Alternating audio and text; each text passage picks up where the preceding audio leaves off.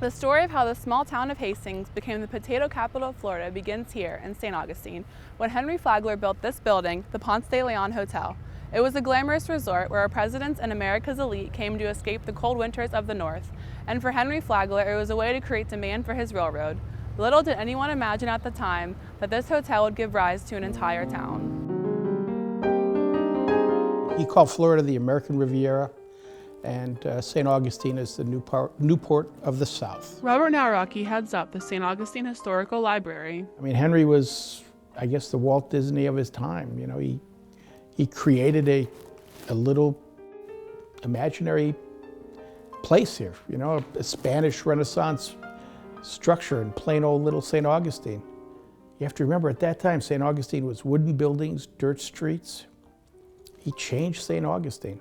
The Ponce Hotel were the wealthy industrialists, the folks who made things, the folks like Carnegie, Frick.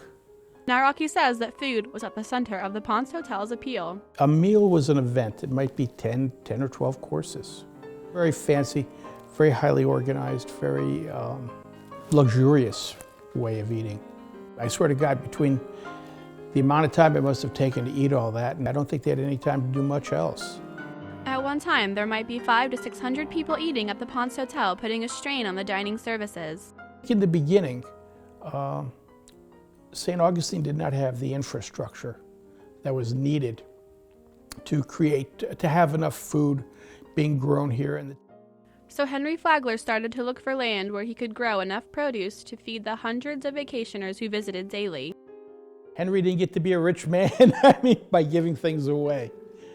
Henry Flagler wanted to look at how to make it much more cost effective. And I'm sure someone along the line said, you know, Henry, we could save a whole ton of money if instead of shipping everything down from north, we could grow it here. He was the money man, the idea man, and he hired other people to put it into action.